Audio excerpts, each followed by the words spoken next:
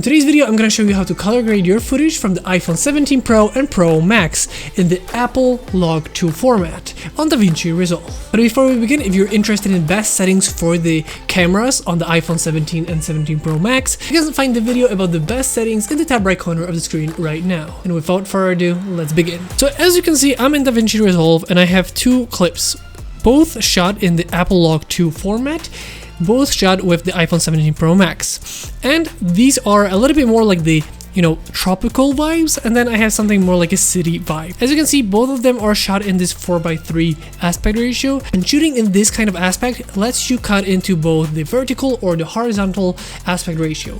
But let's go over how we color grade that footage. There's gonna be actually two methods to this. The first one is gonna be like a simple one-click method with my free and paid LUTs, and then we're gonna go over a second method where I go step by step how you can do this all by yourself and color grade as much as you want. So let's first go with this, African vibe kind of a shot.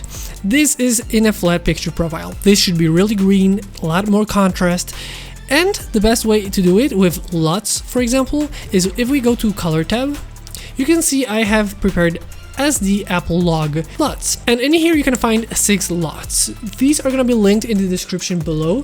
And just so you know that one of them, the basic, is a free LUT. So you can download that and test it out with your footage for free. You can find it on my website, and all of these are going to be linked in the description below this video. And this is what I call the basic LUT, which is going to work for pretty much most of the footage that you might have. Well, these are a little bit more specific, so it really depends on what kind of shot you want and how the end result you want to have it. And why this is a one-click method is if we take, for example, this LUT, as you can see, we only have one node here. If we click on it twice, it's gonna affect it right away, and this is the final look. As you can see, we already have a final look. This is already color graded, everything as it should be. It looks as good as it could be pretty much with one click. As you can see, it looks really nice.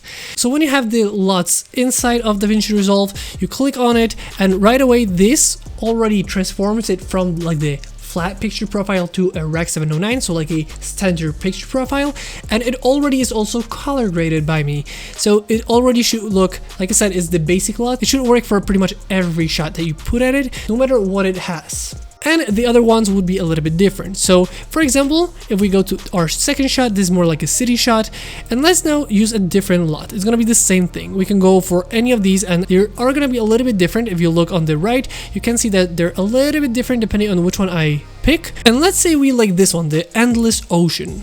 So if we double click on it or just drag it to the node, now we have that already here. They are made in a way so that they're as easy as possible for you to edit, so you don't really have to do too much with them. But let's say you don't like how it's a little bit too dark and the darker, shadows.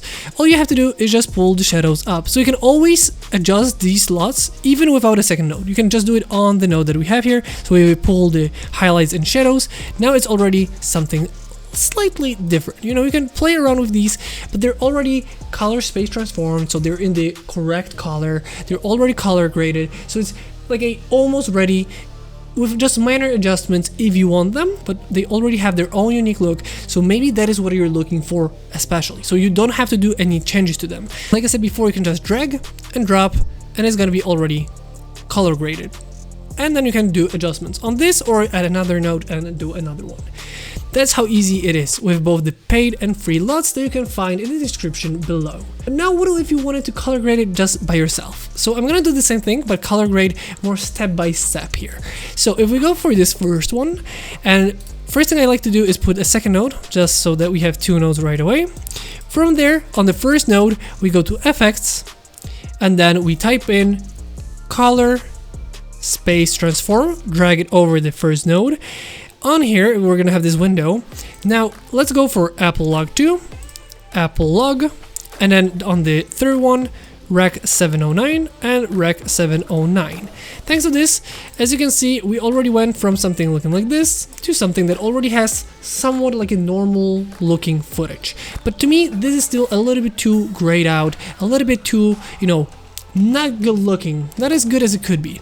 So what I do is on the second node, this is where I color grade. First up, let's add in a little bit of color. So let's say 70. For example, here I would put a little bit more gain to bring up the, lighter areas. I would do the lift a little bit lower to have a little bit more, that contrast look.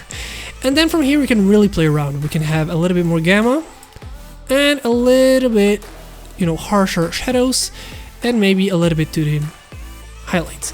This is pretty much how I color grade this kind of footage. It's more about how I like it to look and how I want it to look, and not really looking scientifically how it should look, just what feels right to me. And this is the way I would probably go for. The first note is to get it to the right, color, and then from there is more how you want it to look. You can always add in temperature, you can always leave it a little bit different. It really is your own stylizing method. For me, I like to have natural looking footage, but at the same time being really nice in terms of contrast, colors, and sharpness. So that is how I would go. Maybe a little bit temperature would be actually nice to add that a little bit more, better temperature to that shot. And now we have, as you can see, a nice shot that is really colorful. And now if we look at before and after, this is what we started off with, which is a totally flat footage. Then we transformed it with the color space transform to be a little bit in the middle. But if we add the third node, it is going to be a much more better looking footage. So if we just click like this, you can see how much of a difference there is. Even on the scopes, you can see how much, there was no contrast, but if we do this, it's so much more pulled in all directions.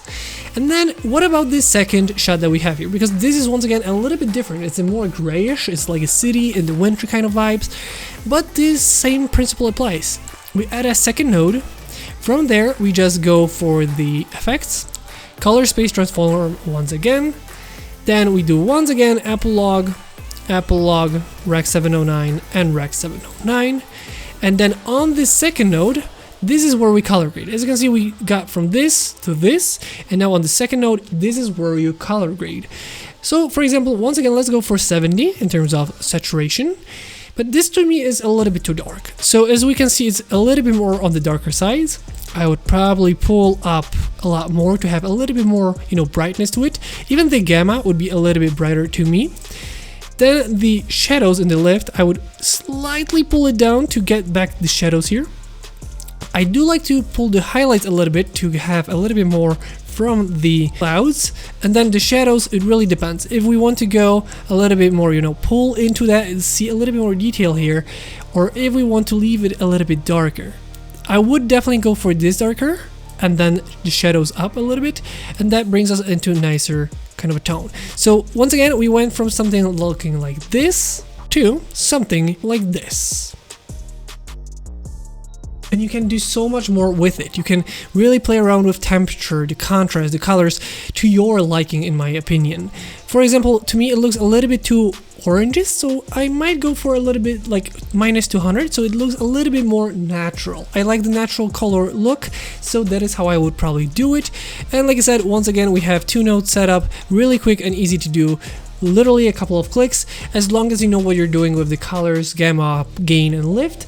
But if you don't know, you can always use the first method with the free basic log, and it should work really nice with just slight adjustments if your footage needs it. And that is how easy it is to color grade the iPhone 17 Pro and Pro Max Apple log format from the Blackmagic app. Overall, I would have to say that this is a really nice professional looking footage from a smartphone. And color grading is super easy thanks to the color space transform, getting you to Rec 709, and from there you can really, play around with colors as much as you want. Like I said, if you are interested in best camera settings for the iPhone 17 Pro Max, the video is in the top right corner of the screen. And if you're interested in the LUTs for the iPhone 17 Pro and Pro Max, well, you can find them in the description below. And in the comment section down below, please let me know if this video helped you, or if there is anything more that you would like to add to this process, or maybe I missed something that you would like me to explain a little bit more. Overall, this is a super easy and quick process both ways, so you can get great footage from your iPhone. With that being said, I hope you guys enjoyed today's video. If you did, don't forget to like, comment, and subscribe. I hope you guys enjoyed this video once again, and I'll see you next time.